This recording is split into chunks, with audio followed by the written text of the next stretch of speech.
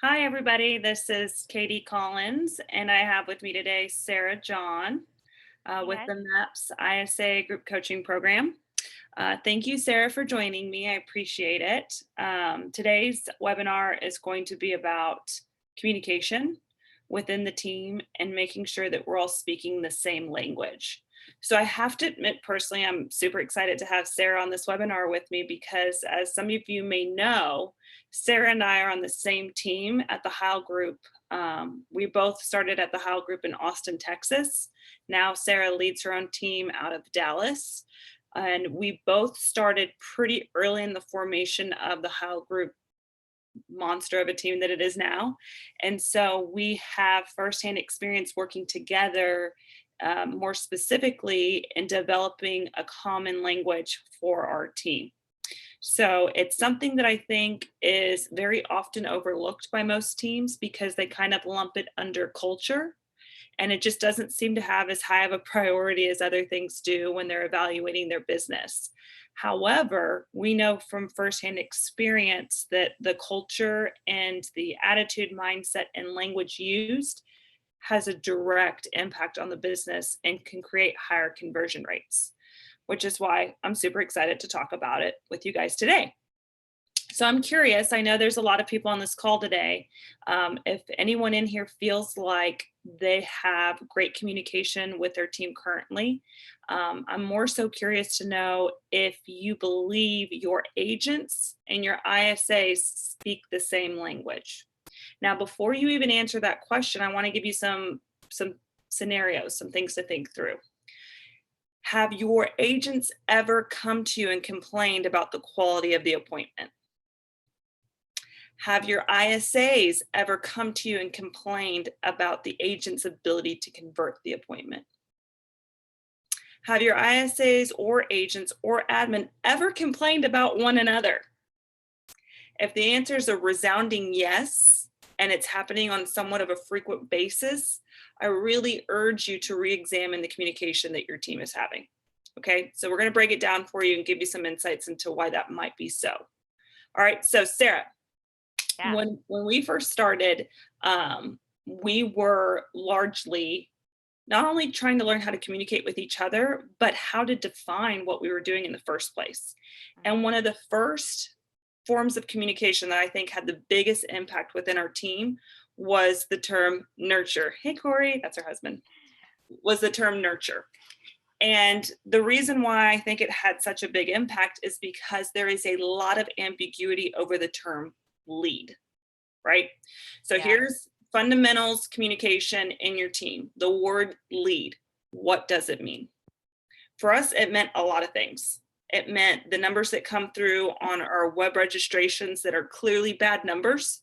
Those are technically considered leads, right? A referral that I get from my parents, that in my mind is a really good lead, but it's still called a lead, right? So we had to have some way of discerning on the spectrum of leads what lead is worthwhile for us to invest our time and follow up with. So one of the first things that we did and that Sarah was really paramount at doing was helping us define the term nurture. On our team, that means that it hits 5 criteria. They have a 12-month time frame from buying or selling. They're super motivated to buy or sell. They aren't currently working with an agent. They've given us all of their contact information, which includes email, and they tell us when to follow up with them. So that was a really defined term for us that allowed us to clean up our pipeline and have and ensure that every single member of our team, when they're speaking to a lead, is having the same conversation of digging out those 5 criteria to determine whether or not it's worthwhile to follow up with. Some other things that Sarah was really great at developing for us was just our pre-qualification. So this is where I think a lot of people could benefit from with the ISA setting appointments, right? If you've ever had an agent come back and say, this wasn't a good appointment, I shouldn't have gone on it, I would urge you to look at your pre-qualification steps. And I would also urge you to define appointment. That sounds super trivial, I know. And yet when we speak to different teams across the country and they tell me, I had one recently that I was coaching and I literally wanted to just shoot myself in the foot because how I had not discovered this sooner is beyond me. But they were telling me, I set X number of appointments each month, but my conversion rate is really low. These are buyer appointments. So I dug into it more. They're all set on the phone. Not one of them was an in-person meeting. And in my world, that's not an appointment. It's not. It's a phone consultation or a phone call, but it's not a quote unquote appointment, right? So Sarah, when you first started with us, and which we started at the same time, tell me a little bit about what were some things that you had to iron out in terms of the definitions we were using for our team to talk to one another. Yeah, so I think you have a really good point on the word lead. It gets thrown around a lot. And so identifying the difference between a lead and a nurture was really important, and really clarifying what that meant so that what was going into our pipeline was really solid stuff that we were excited to follow up with versus just hodgepodge of different things that were in there with no prioritization. And I think that that's the biggest thing that that nurture, and even adding some stratification to your database in terms of nurture or hot, or having that idea of whether a lead is 60 days out, 90 days out, 120 days out. So in a lot of CRMs now, they're allowing tags to go on. So you can have like a nurture status, but then you can add in tags on an A buyer, a B buyer, a C buyer, right? And so having the ability to, one, have that, right? Have that system in place to be able to stratify your pipeline so that you can market to those leads in a different way. So you're going to talk to leads in the 30-day time frame different than you would talk to leads in the 60-day time frame or the 90-day time frame, or on and on. I think that's really an important piece of it. It allowed us to market to our database in a way that was more meaningful to them, and so that was a big piece of it. And that's a big piece of why it's important that everybody speaks the same language and you have really clearly defined terms for what those mean, so that your marketing hits hard with the people that you're trying to target versus it not making sense to the person that got that email or received that text message because your team isn't clear on what a 90-day nurture is versus a 30-day nurture, right? Something along those lines.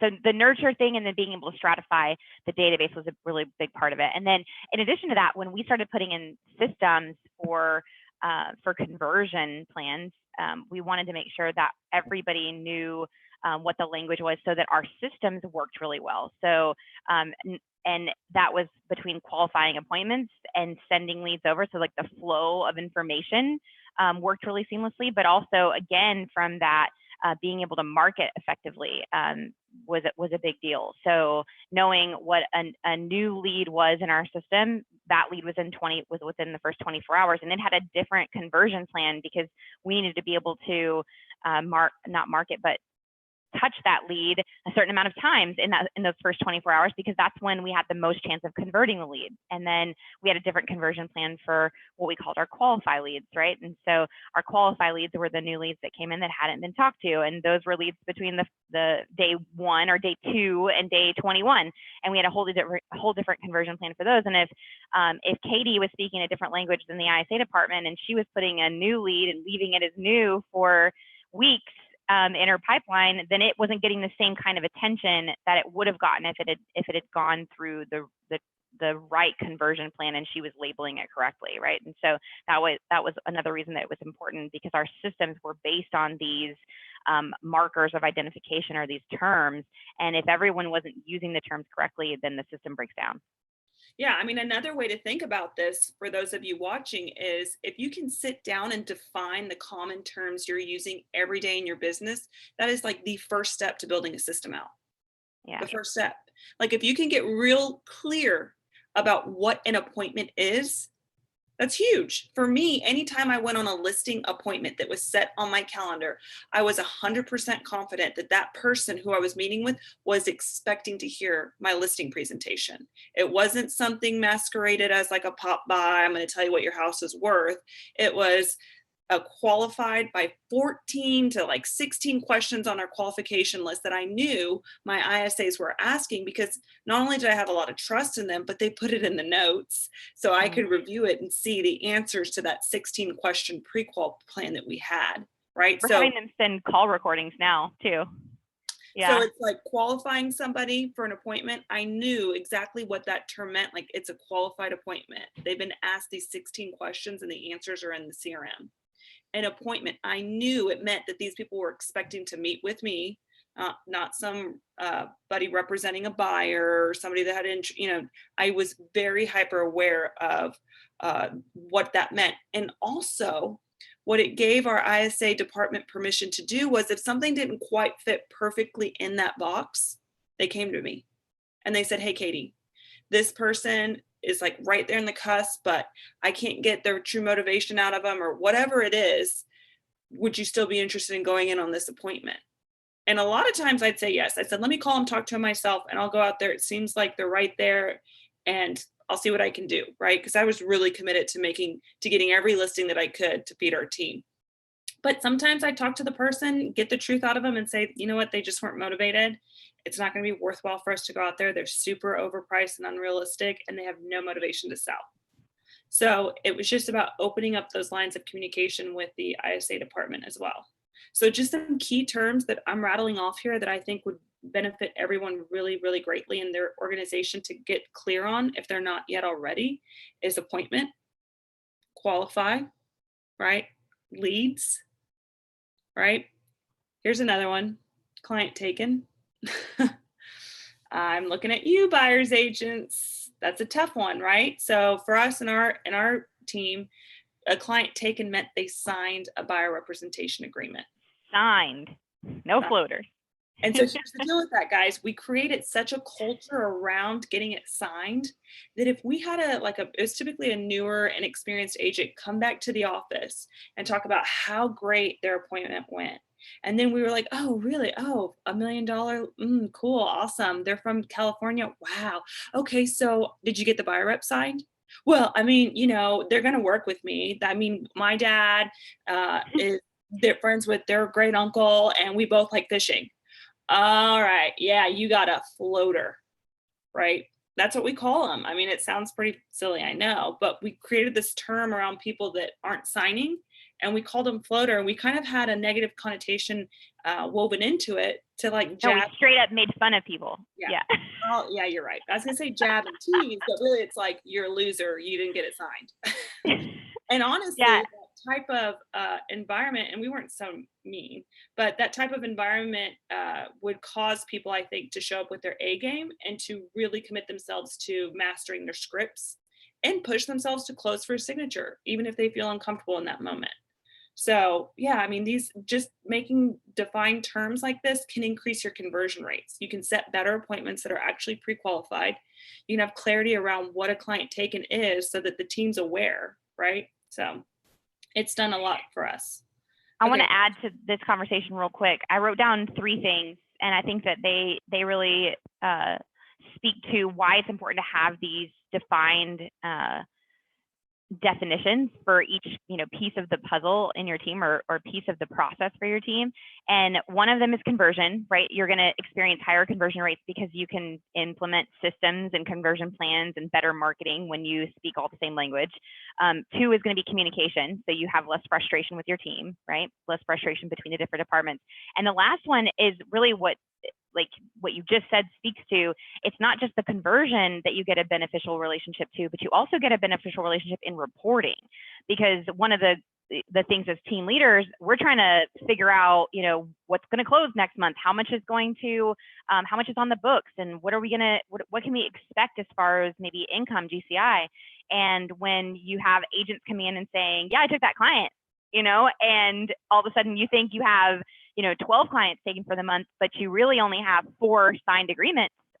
Your expectations for what's going on next month and what you can expect in terms of income, which is going to be how you set your budget for the next month, and how much you're going to spend on leads, and how much are you maybe totally off if you're not speaking the same language as the rest of your team. So I think reporting is an appreciated piece of this puzzle when you start talking about, does everybody speak the same language? I think you're totally right. I think that also when you have a standard around a buyer representation agreement, and more so buyer consultation, meaning if I told Tim Howe today I'm going on a buyer consult, I know 100% he's envisioning me either sitting in an office at our market center with a packet and a very specific scripted presentation that I would go through, right? And he knows that if I get that signed and bring it back upstairs to the admin department, that I have covered how we work for you, what we do differently, what our relationship is going to be committed to, meaning you're going to commit to working with me as your realtor. It creates a level of systematic, what's the word I'm looking for? It basically, expectation setting. yeah, it basically ensures that all of your agents are having the same type of communication with prospective clients to ensure higher conversion rates, right? Well, and when you talk about scaling too, you can't scale unless you have consistency like that. You don't, and if you do scale without that kind of consistency, then it creates gaping holes in your business and your customer service. Because can you imagine if you joined Tim's team, same time I did, and Tim said, watch me on an appointment. Do you see my swagger? Yeah. I can just do this. Do you see how they asked that question? I knew art. It's just art. It's just, I'm just naturally good at this. So you need to like follow me around a lot and get naturally good too. No. That's what you would do. You would scratch your head. Yeah. Yes, I really would. So by creating, clear, systematic way of approaching clients with scripts, with specific types of meetings, qualifications, it's going to increase, like you said, communication, conversion, and ultimately tracking. I really struggle to help some teams that don't track buyer reps, because I ask them, well, what's set to close? If we're tracking your goals, how many buyer clients do you have taken, A, B, and C? And they can never tell me. Yeah. Well, and that's another thing is when you had that buyer rep signed and you walked, not that you took a lot of buyers, but when you walked that buyer agreement up to Tim and handed it over, what that meant is that if you got another one, that you were going to get closing next month, right? Oh, yeah. Like 1 and 2 of those buyer reps was going to close, right? And so we knew that, right, 50% of those buyers taken are going to close. 70% of our listings taken are going to close, right? So, so that's another piece of that reporting pie. Yeah. So, okay. So I feel like we've gotten a lot of more clarity around just defining the common terms that we're using in everyday real estate. What I also want to focus on this call, since we only have about 10 minutes left, is how important it is to invest in speaking the same language with your team, not just about the specific real estate terms, but in interpersonal communication. So we did a lot of book reads together. I think we read, when we first started, The 5 Dysfunctions of a Team by Patrick Lencioni. And not only the book reads, but we also attended a lot of the classes together, or the same classes at different times. So like Quantum Leap. Literally I have so many classes that I've attended and I love them, but Bold, right? And the idea there, Fierce Conversations. And the best way I've heard it put that really resonated with me was one Bold I took, I think it was Bold, Diana Kokoska was teaching it. And she said, if you're in a relationship with somebody and you keep educating yourself and growing and educating and growing and reading book after book after book, and your partner doesn't, then it's very easy for you to leave them behind, right? It's very easy. She goes, it happens in marriages all the time. One person grows, the other person doesn't. And then when they try to communicate, it doesn't work as effectively. So Tim is like the biggest consumer of books I feel like there is. He goes on vacation, reads 20 books, and comes back with a whole new business plan, I feel like.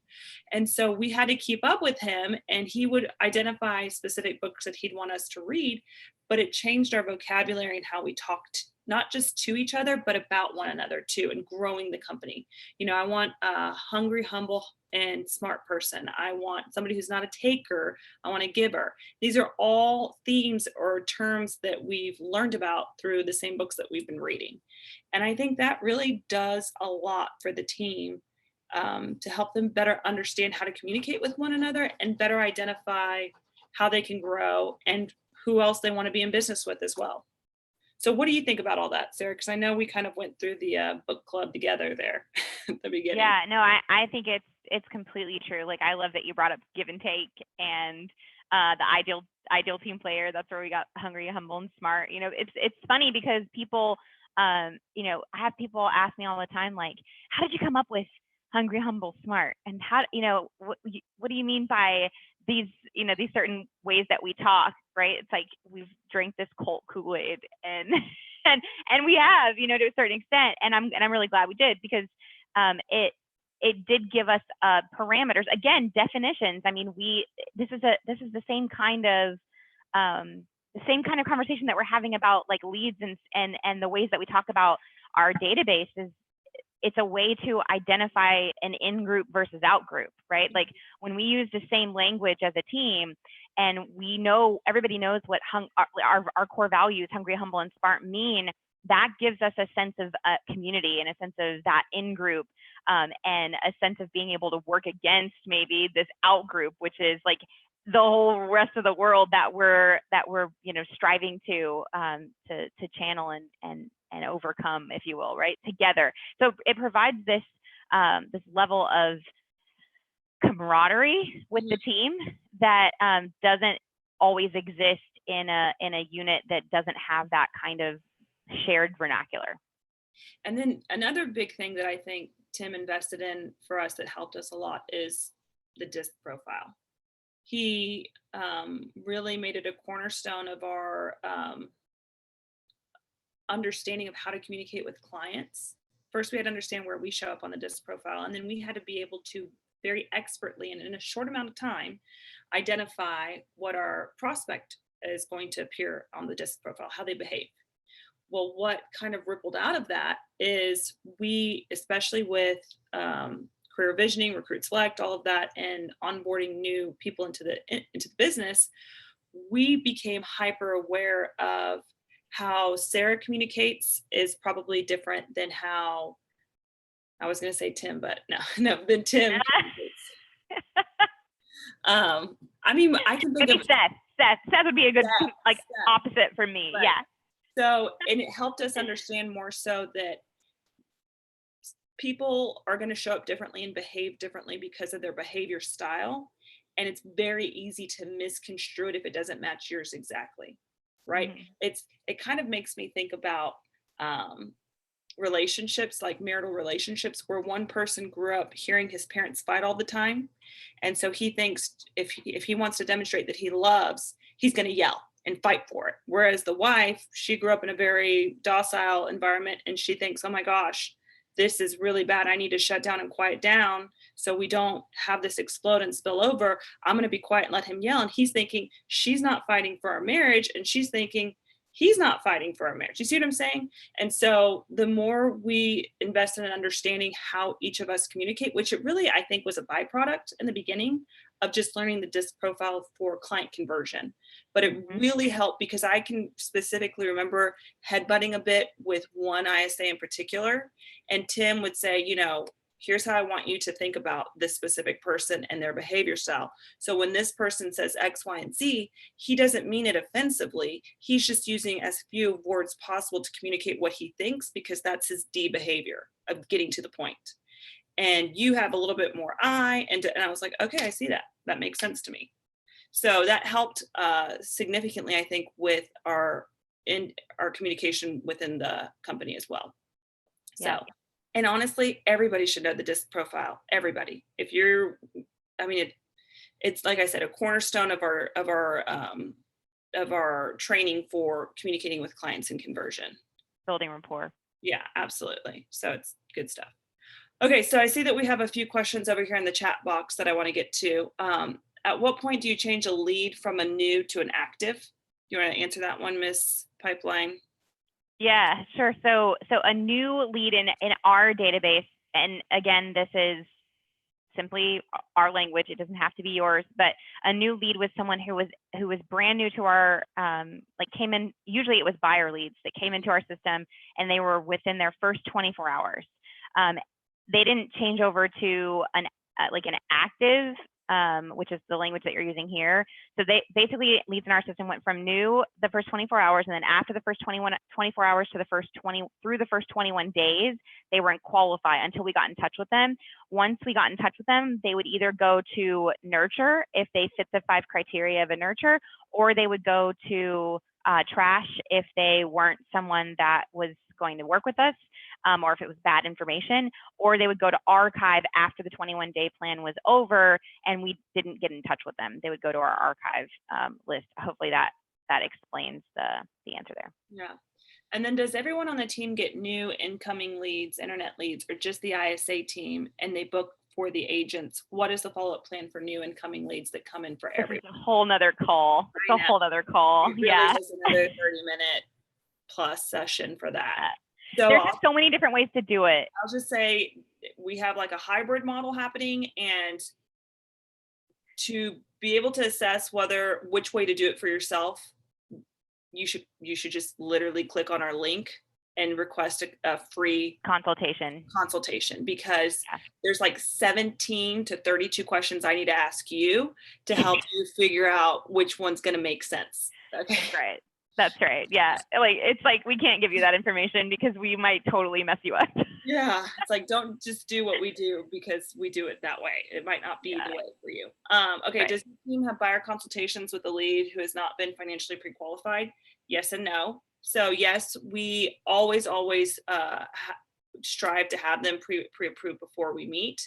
And we don't always require that be a pre-existing condition before they get together with an agent. Oftentimes, the agent needs to slow them down, give them more information to help them better understand why it's beneficial for them to be pre-approved.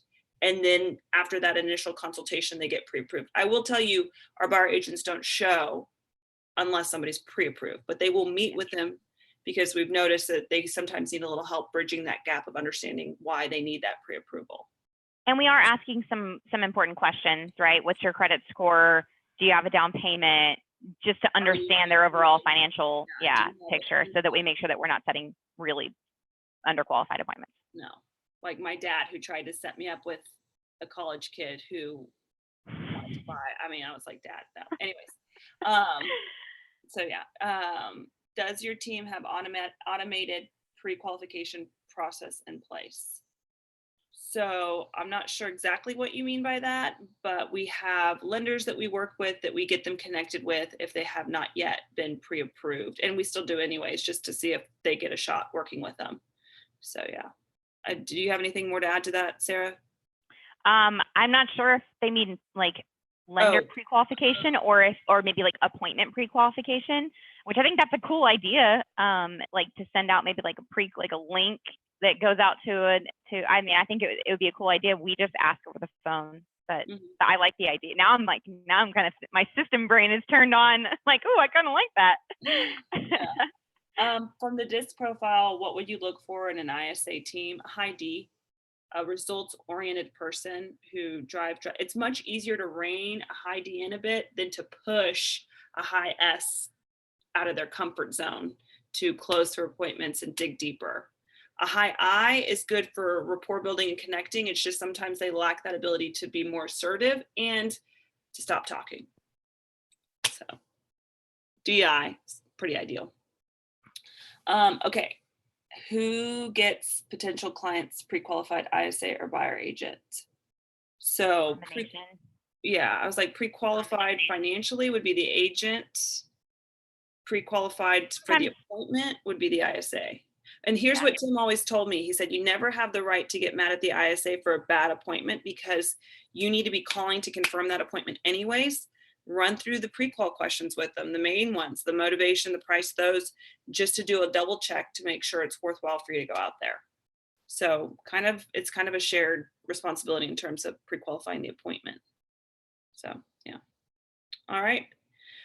Anything else you want to add? I see that we're up for time, Sarah. I just want to make sure we close this out, covering all. Nope, I'm good. I love this conversation though. It's fun stuff. I think there's a lot when you talk about defining terms for the team. There's so much that you can discuss in terms of team culture and conversion and creating systems for higher lead quality and even quality of service that you're providing. So I think that it's such a huge, important conversation that we don't think about enough. And I'm a communications nerd. So for me, I'm like, I love this conversation I because feel like this you have is a master's in communication. yeah, I do. Yeah, Yeah. we don't pay attention to these things, and they're so vital to the health of our organization. So, there's a quote that Matt sent out. Matt's our CEO for the How Group, and he sent out a quote from Ray Dalio. It was from Principles, the book Principles. I think it was from that. I don't know. I'll have to look at it, but it basically said there's the only thing inherent in an organization is that it's going to like decay and it will find chaos, right? The only thing that stops that is leadership, and this is a leadership conversation at its heart and at its core. So, yeah, and click on the link for a consultation because Katie is like a master at these conversations. And so, if you need systems or anything that's involved in this kind of conversation about defining these terms, she's an incredible coach who can help with that, as well as some of the other coaches that we have on the ISA group coaching course. And just for you all to know, it is an ISA program. However, if you don't have ISAs and you don't have the desire to have ISAs, there's still a lot of benefit that you can get if you have buyer agents. Heck, if you're an individual agent and you want to improve your listing game. I mean, there's just a lot of content to unpack in this program that's applicable to pretty much anybody. So reach out, set up a consultation. Happy to help you any way we can. And thank you everyone for being on the call today and asking your questions, and we'll see you soon. See you, Katie. Bye.